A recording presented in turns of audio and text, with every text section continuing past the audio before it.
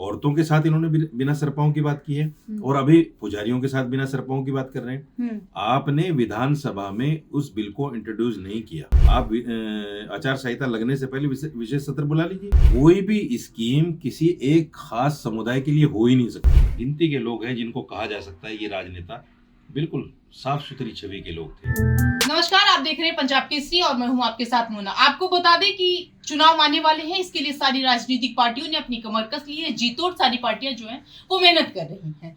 ऐसे में दिल्ली में कितना विकास हुआ है, क्योंकि हर पार्टियां ये कहती हैं कि हमने विकास किया है। चाहे आप भाजपा की बात करें, कांग्रेस की बात करें या फिर केजरीवाल की बात करें, केजरीवाल सरकार की बात करें, आम आदमी पार्टी की बात करें।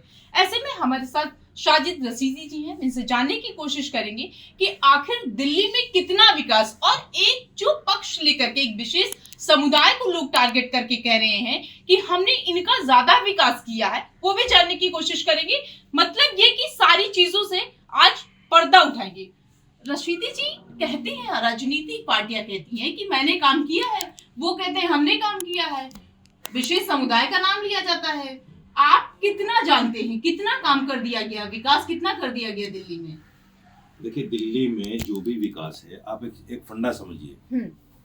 मैं एक कारोबार करता हूँ, उस कारोबार में मैं कभी भी अपनी जेब से पैसा नहीं लगाता और कोई भी कारोबारी अपनी जेब से पैसा नहीं लगाता, सामने वाले से लेता है और उसी में उसको अच्छी सुख सुविधा देता है। गिव एंड टेक से चल रहा है सब। गिव एंड टेक से चल रहा है।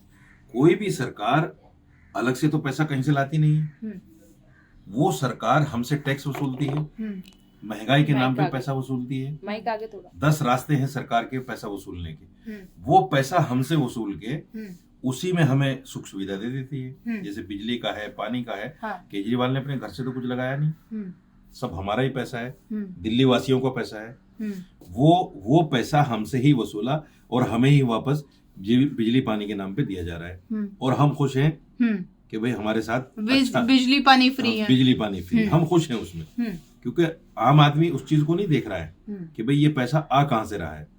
जैसे इन्होंने अभी महिलाओं के लिए एक सम्मान योजना की बात की थी, इन्होंने विधानसभा में पास किया हुआ है उसको, लेकिन 1000 रुपए पास किया हुआ है एक महिला के लिए। हाँ। और इन्होंने ऐलान कर दिया 2100 के लिए। नहीं, इन्होंने कहा है कि जब हमारी सरकार बन जाएगी तो हम इसको जो है वो 2100 तब देंगे। सरकार बनने की बात की बात की है इन्होंने। मैं बताता हूँ।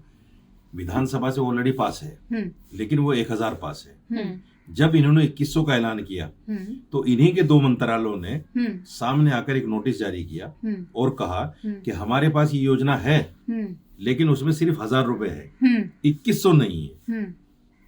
होता क्या है, किसी भी योजना, किसी भी स्कीम को चालू करने से पहले विधानसभा में उसको पारित किया जाता है, विधानसभा में उसको उसके पटल पे लाया जाता है। बिना सरपाओं की बात हो रही है। हाँ बिल्कुल, यकीनी तौर पर औरतों के साथ इन्होंने बिना सरपाओं की बात की है और अभी पुजारियों के साथ बिना सरपाओं की बात कर रहे हैं। आपने विधानसभा में उस बिल को इंट्रोड्यूस नहीं किया और आप कह रहे हैं साहब हम देंगे। अरे भाई, अगर आप ईमानदार हैं, अभी भी टाइम है आपके पास, आप आचार संहिता लगने से पहले विशेष सत्र बुला लीजिए और कर दीजिए उसको। तो ये सारी चुनावी फंडे हैं सबके सब। विकास नाम की जो चीज है, आप मुस्लिम महलों में जाइए, मैं कुछ इलाके बताता हूँ आपको। ओखला चले जाइए, पुरानी दिल्ली में चले जाइए, सीलमपुर में चले जाइए, मुस्तफाबाद में चले जाइए, मुस्लिम इलाके हैं। आप वहाँ की गलियों और सड़कों को देखिए। ये कहते हैं ना मुसलमानों के लिए काम किया है। हाँ। आप उनकी गलियों और सड़कों को देखिए। पुरानी दिल्ली तो सबसे पुरानी जगह है। आप जाइए, आप अजमेरी गेट से लाल कुआं तक, फतेहपुरी तक जाइए, आपको पता चल जाएगा सड़क की क्या हालत है, कैसे गड्ढे हैं। ये जानबूझकर इस तरह की बातें करते हैं। और कोई भी स्कीम, देखिए ये देश संविधान से चलता है और संविधान जो है हमारा धर्मनिरपेक्ष है। कोई भी स्कीम किसी एक खास समुदाय के लिए हो ही नहीं सकती कि साहब ये मुसलमान के लिए, ये हिंदू के लिए, ये सिख। जो भी स्कीम सरकार बनाएगी वो सबके लिए बराबर होगी। अगर 85 करोड़ लोगों को सरकार अनाज दे रही है 5 किलो, तो वो धर्म देख के नहीं दे रही है, नहीं, वो सबको दे रही है, क्योंकि संविधान में धर्मनिरपेक्षता है। वो कर ही नहीं सकते ऐसा कि मुसलमान को नहीं देंगे, हिंदू को देंगे। अच्छा, फिर एक सवाल है कि जब आप ये कहते हैं ना कि ये धर्मों को लेकर के अपना जो है वो जुमला फैला रहे हैं, तो ये वोट बैंक की राजनीति तो नहीं आ रही है? क्योंकि ये तो खुद आरोप लगाते हैं ना भाजपा पे, ये तो कहते हैं खुद वो ऐसा कर रहे हैं। देखिए, कोई भी पार्टी हो, तुष्टीकरण की राजनीति हर पार्टी करती है। पहले कांग्रेस ने भी किया। कांग्रेस मुसलमानों को वोट लेती थी और जनसंघ से, भाजपा से मुसलमानों को डराती थी। जनसंघ आ जाएगी, भाजपा आ जाएगी, ये हो जाएगा, वो हो जाएगा।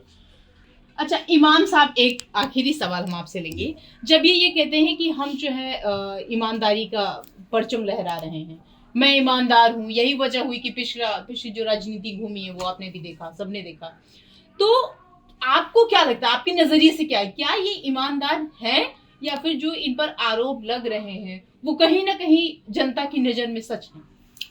ईमानदार आदमी तो राजनीति में आता ही नहीं। ईमानदार आदमी राजनीति में नहीं आता।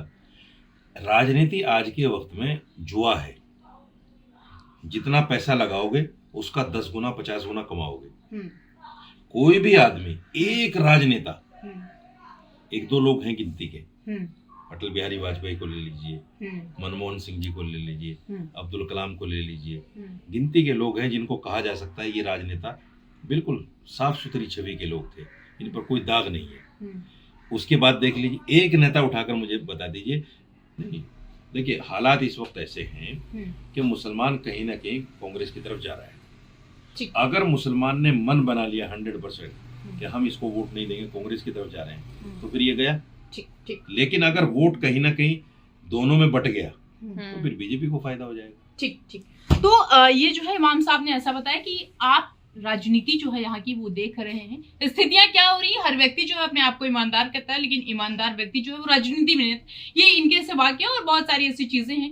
हालांकि ये तो देखने की बात होगी कि जब चुनाव है तो जो आम आदमी पार्टी या किसी भी पार्टी को कहे वो कितना सफल होती है, जनता जो है वो कितना उनके साथ रहती है, कितना अपना प्यार देती है। और देखने की बात सबसे बड़ी ये होगी कि क्या वो सिर्फ प्यार ही केजरीवाल को देती है, वोट किसी और को देती है, या प्यार और वोट दोनों किसी और को देती है। कैमरा पर्सन विकी के साथ मैं मोना पांडे, नई दिल्ली।